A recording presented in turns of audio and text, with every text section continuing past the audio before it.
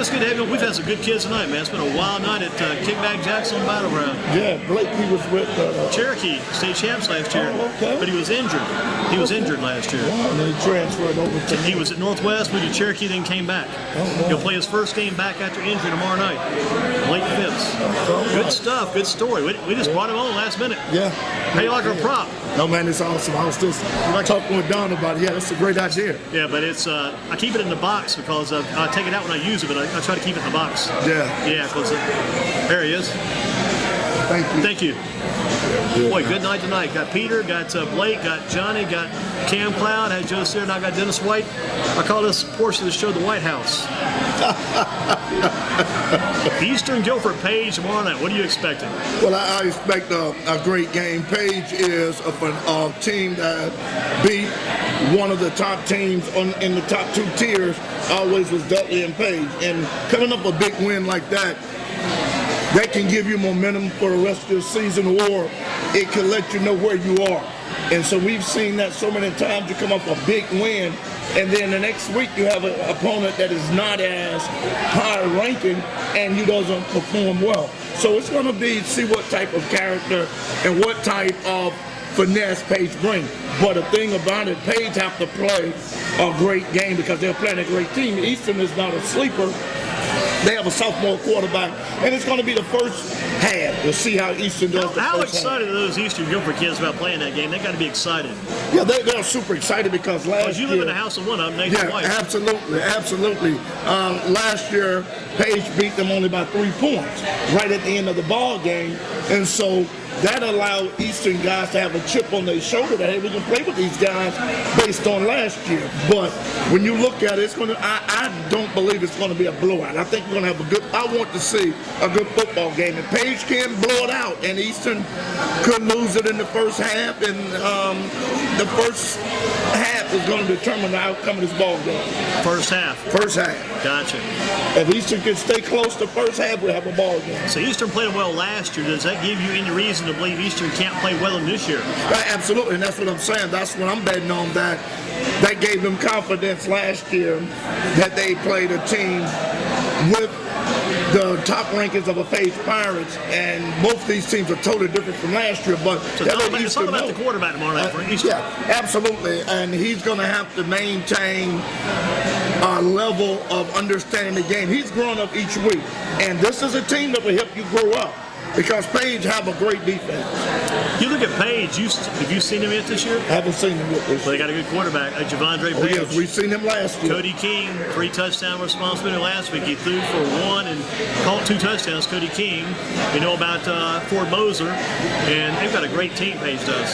Yeah, Page have a wonderful team. Coach Roberts. And they're well conditioned. Yeah. And that's the thing that you were saying. The conditioning. That's what helped them. That's what propelled them to beat out the Panthers. The condition in the second half. And mental mistakes. Eastern cannot afford to go in this game making mental mistakes because Page will make you pay for your mental mistakes. Well, you look forward to that game tomorrow night, I'm sure. You're looking forward to that game. Say it again. You're looking forward to the game tomorrow night. You can't wait to see that game tomorrow night. Right, I can't wait. I thought say, well, I was looking for the win. Nah, I can't wait. It's a great atmosphere over at Marion Kirby. One of the things I can't wait to see, Andy, is how well the defense of Eastern going to be able to react to that how powerful offense with DeAndre Page, because he's dangerous himself. And if you allow Fort Moser to have a free day, he can hurt you. What's your prediction? My prediction is, and I'm going to limb saying this, if it's close and it comes down to a field goal, we know Eastern will have the edge. But I'm thinking, I can't right now. I'm going to just take the fifth on that one. I'm not. You can wait and see. Yeah, wait and see. I can't. What about these other games in the area? We got big game with Ragsdale. It's hosting Southwest Guilford. Southwest at Ragsdale. Ragsdale, I go on the limb on that one and go with Ragsdale Tigers. Taking a home team. Yeah, taking the home team, taking Ragsdale. They'll be forcing Southwest to take their first loss of the year because Southwest yet to lose. And when you seen Ragsdale is at Jekyll and Hyde right now, and I told you in the beginning, Ragsdale was like my top 4 in my top 5 picks, and so I'm gonna stick with Ragsaw. What about Northern and Northwest? Northwest is on a roll. They won 3 games. That ties last year's total for wins at 3. They also, if win tomorrow night, there'll be 4 wins. They'll exceed last year's total. Northern struggling some early. Northwest upset Southeast overtime last week, 28-27. We got Johnny Pagano, got Cameron Cloud, got Pete Hennigan, got Blake Phipps. Northwest, what do you think? Do they win it? Yeah, Northwest winning. I'm giving Northwest that edge, Andy, based on upsetting a great team last week. Southeast is one of the top 4 teams, again, that I had in my top 5 picks. And Northwest, no one gave them credit that they would be this type team, because when you lose a Trey Turner, last year you only won 3 or 4 games. And now you do not have that type caliber team. And Trey never got a chance to when he had because he got injured. Right. But man, Cameron Cloud has just exploded this year. He's really jumping off the charts. Yeah. And Johnny Pagano, the quarterback. I mean, Johnny's throwing the show. He's getting the job done right now. Right. And that's a big difference, because Northwest always had a winning program, and they've been down a couple years due to coaches changes. But I think they found their swagger, and I'm going with Northwest. How about Southeast hosting Grimsley? Grimsley's at Southeast tomorrow at the Bill Slayton Stadium. Coach Slate, got to get that word in there for you, brother. The Bill Slayton Stadium tomorrow night. Who wins that one, Southeast or Grimsley? Southeast going for a tough loss. Grimsley you saw Grimsley play last week. Yeah, I saw Grimsley play last week, and Southeast is going to be too much for Grimsley. So I'm going with Southeast, probably about 3 touchdowns, Southeast. Let me ask you this. What about A&T's win at East Carolina last Sunday? What did that mean to their program? When you look at the FBS, A&T for the 3rd year have gone in and beat a highly ranked, 2 highly ranked schools in 2 weeks. Yeah, Jacksonville State and Eastern Carolina. And A&T is proven to be a top-ranked program. When you look at the Guilford County, you and I always said this. This is something that you and I talked about for years. All of this talent in North Carolina, right in the backyard, Guilford County guys wasn't going to A&T. They was going elsewhere. Yeah. So these guys was winning state championship teams, going to D1s and forgetting about A&T in your backyard. And once all these guys start going to A&T, Andy, that changed the whole outlook of A&T. You have 2 guys, Raynard and Cartwright from Andrews, that won the state championship.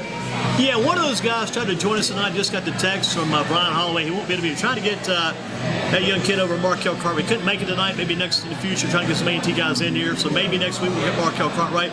But you got Cartwright, you got Raynard, you got Mac McCain. 109-yard touchdown return last week. Let's talk about Mac McCain. When you look at Mac McCain came to Dudley to play basketball. Mac McCain came as a basketball player. He wanted to, basketball was his love. Football was something to get in condition for basketball. The guys talked him into it. Mac McCain go out, play with Dudley, have a great junior year with Dudley. Then his senior year was phenomenal. Then he get a scholarship at North Carolina A&T for football. For football. And when you looked at Mac McCain, he was on that championship team with some guys that helped him develop him. Mac McCain have turned to be one of the premier defensive backs in college football. He reminded me of David Amerson. When David Amerson was at Dudley, David Amerson went to NC State. Mac McCain is that type of David Amerson type of defensive back. 109-yard return. Last year, he beat UNC Charlotte with our 89-yard touchdown run at the closing of the game. Right. So this kid, knowing how to play football, he's sensational, man. Sensational. And I hope we get some kids from A&T in the future. Good to Brian Holloway trying to get that lineup tonight just to get it worked out. But you look at A&T, how well they're doing. You look at the college football right now is not overly exciting other than A&T, I guess, because NC State beat James Madison. That's good. Wake beat, who they beat last week? Wake knocked off Tulane. I was impressed with Sam Hartman, the Wake quarterback out of Davidson Day, teammate back in the day of Will Greer's quarterback now at West Virginia. 2 great young talents out of North Carolina. And those App schools. State let one get away from Yeah, them. they And a did. big Talked to upset. Thomas about that. I talked to Peter, Thomas's brother, about that, and that was a tough loss. That lost that game in overtime. But the pro football Panthers this week, they have. People are excited about the Panthers starting the season, but golly, man, they got Dallas, and that's huge. Dallas, you can't say bad about Dallas because see, they're 0-0. You got the team, you got the top name in all of football, the biggest name in football history coming to town. Here come the Cowboys. That is huge to me. Just name alone is huge. That's big. You're right. Your first game, you're going Remember the against. time that the Panthers beat Dallas in the playoffs?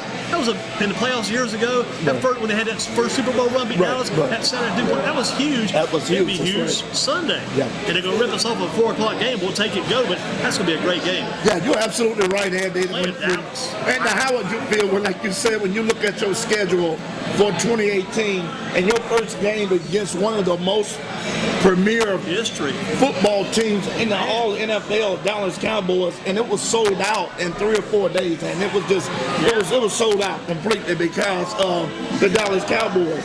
And you can't write the Dallas Cowboys off because they haven't had those supreme teams.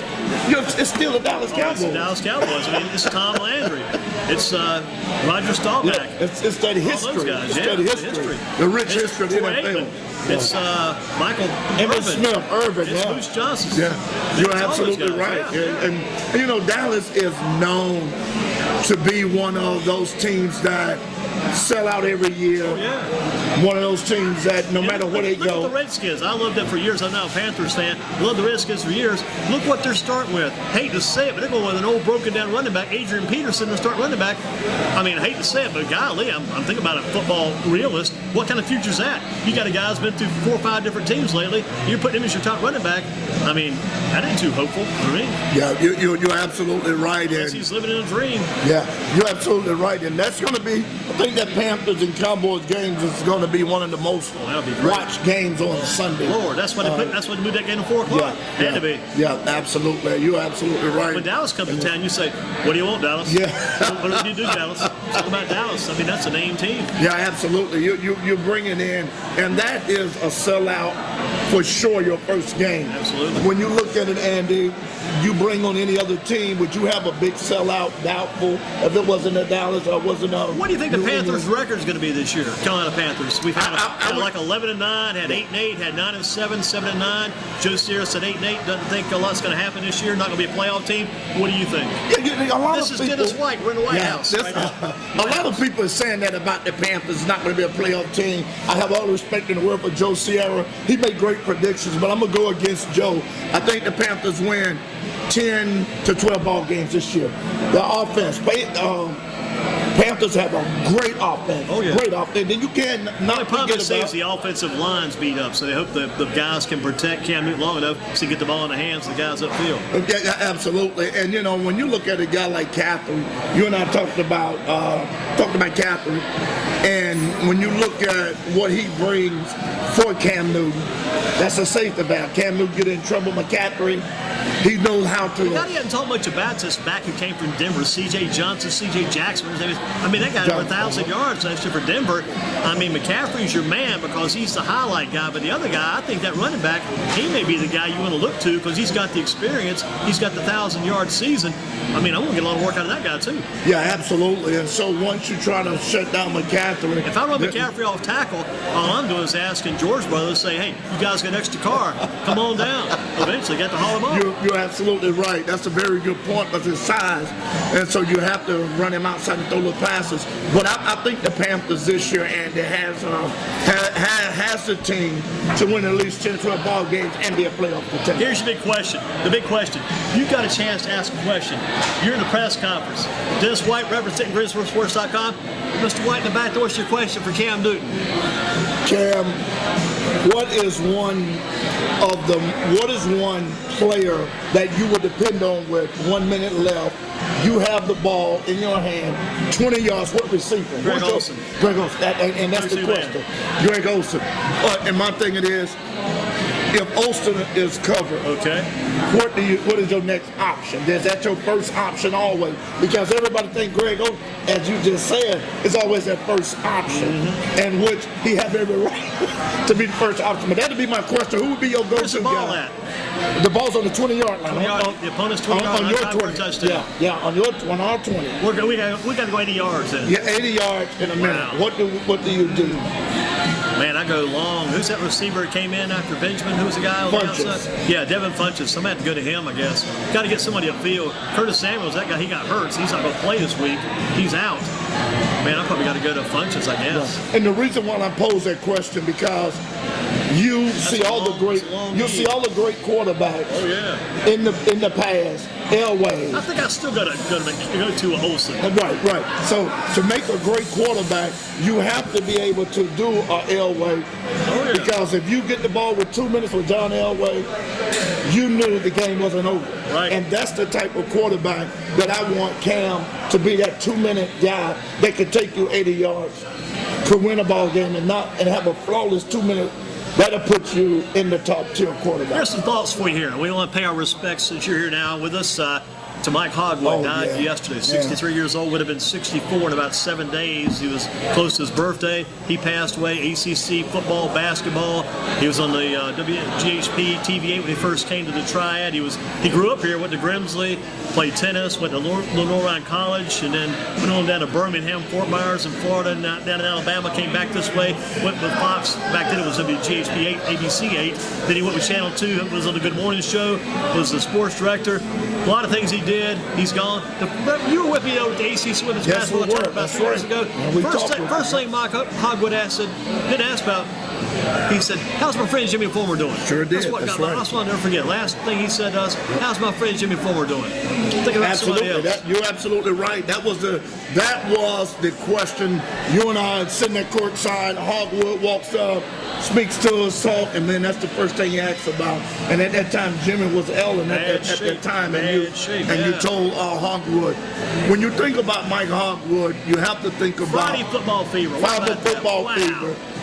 That was his baby. It was. And when you look at what he's done, you think about Rob Goodman, Sam Crenshaw, Steve Pulaski. You think about all those guys that he brought into it. All those guys gave credit for their careers to Mike Hogwood. Hogwood established landmark of sports broadcast in Guilford County at News 2. Nobody have done it better. I don't think nobody can do it better than Mike Hogwood. It is on tough. TV other than Andy Durham. He had quite a personality. He really, a lot of energy, had a great voice, and just a lot of energy. Used to love to hear him call because he had so much stinking energy. I mean, how does this guy do it?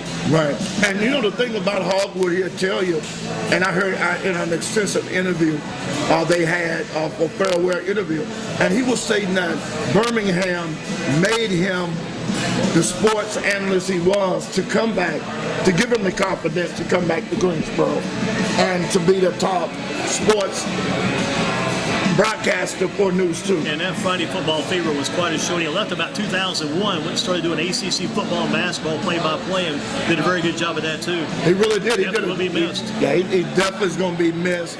And when you look at the Greensboro Sports Council, he did a football game Saturday down at West Georgia State. It was Catawba versus West. He called a game this past Saturday. He and Lady Aaron Summers out of the Triangle region did a football game.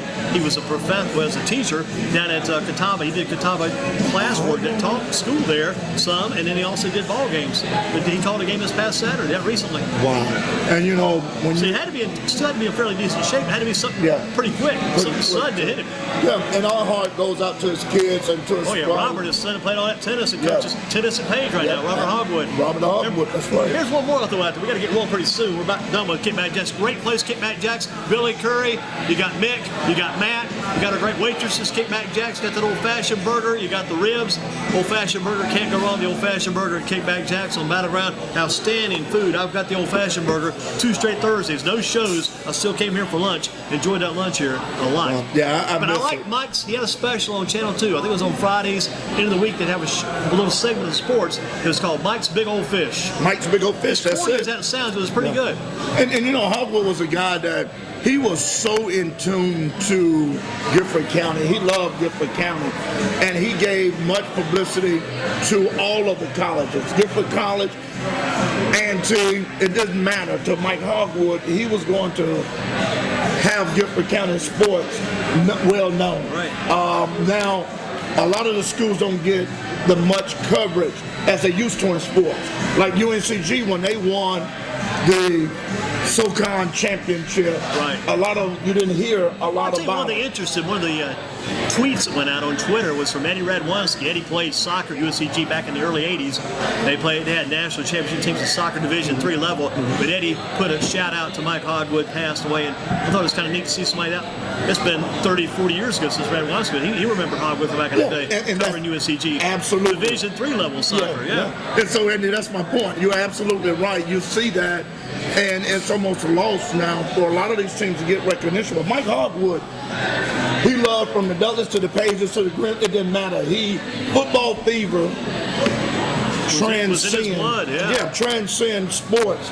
A lot of counties wasn't even thinking about showing high school football on TV. Yeah, it kind of got started down in Raleigh with Tom Suter, WRAL. That's right. I remember seeing it when I was up in Virginia back in the late 70s with Channel 7 and Channel 10 a little bit, but boy, when Channel 2 got it, Friday Football Fever, Mike Hogwood, you mentioned Rob Goodman, Scott Braswinski, Sam Crenshaw, Big Sam back in the day. Brian Hall was a big part of that program with the videographer. He even dressed up as Fever Man a couple of times, wore that little costume Fever Man around Brian Hall. Some great shows. How about one more? Mike Hogwood, rest in peace, great friend, great man. Makes you think, too. He's 63 years old. I'm not too far with that myself. I'm thinking, gosh, I've got a few years left for me. We'll see what happens. But lost another milestone today. Burt Reynolds, 82. Oh, yeah. Football man at Florida State, played receiver at Florida State Seminoles, played football in college. One of the best movies I've ever seen. Just an old movie, The Longest Yard. First one. I love that first movie, Longest Yard. Yeah, and Burt Reynolds, I seen him on a show that they was paying homage to him. What a great legacy of Burt Reynolds. You never heard not a lot of bad things about Burt Reynolds. He was one. He was just pretty much, he was eastbound and down. Yeah. Loaded up and trucking.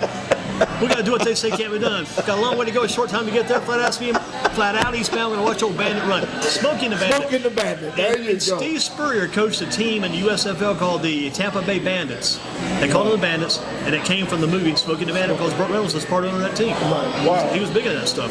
Yeah. Burt was he was behind the door, and he was a philanthropist in his own way. Great humanitarian. Burt Reynolds did a lot. I didn't realize it until I was watching the show when they was paying homage to him. He did a lot, not only for Hollywood, but he did a lot for, as you said, for his alma mater and for his community. A lot of good people out there. Don Moore's a good one. Dennis White's a good one. Don Tilley's a good one. You got kids from Northwest came in. Johnny Pagano, Cam Cloud. You got Peter Hennigan. You got Blake Phipps. All those kids came in. Had Joe Serra. Tomorrow night we've got Paige, Eastern Guilford on Greensboro Sports Radio 1. We've got Ragsdale Southwest on Greensboro Sports Radio 2 with Chris Walzer and Dimitri Morrison. A lot of sports going on. No time to stop now. Yeah, no time to stop now. Yeah, and it was very interesting, the questions you was asking a lot of those high school kids. Yeah, the current events questions. And that's the thing that, one of the things I was listening to of the answers, that is one of the things that we built on in coming up with current events. Kids nowadays is not so much involved with current events. In my civics class, we had every week you had to write a page of current events, and so that got me into current events. I'm a newspaper fanatic. You have to stay up to date with what's going on with current events to know what's going on in the world. I enjoy going to Yahoo on my computer, just type in Yahoo just to see the headlines. I'm with you. See what Donald Trump's into, see what's going on. People have come and gone, and absolutely, it's a lot. I'm like you. I agree 100%, and that's how every summer my kids talk about that now because that was their summer regimen.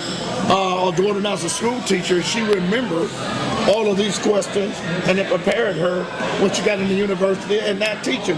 And guess what? She's doing that with her kids, current events. Yeah, I was doing a name today. I think names are so important. I picked this up as a kid, so I give a little credit, give a lot of credit to my mom. We had the Thursday night spelling test practice. She called us spelling words. I memorized those spelling words. Get to school on Fridays, always make 100.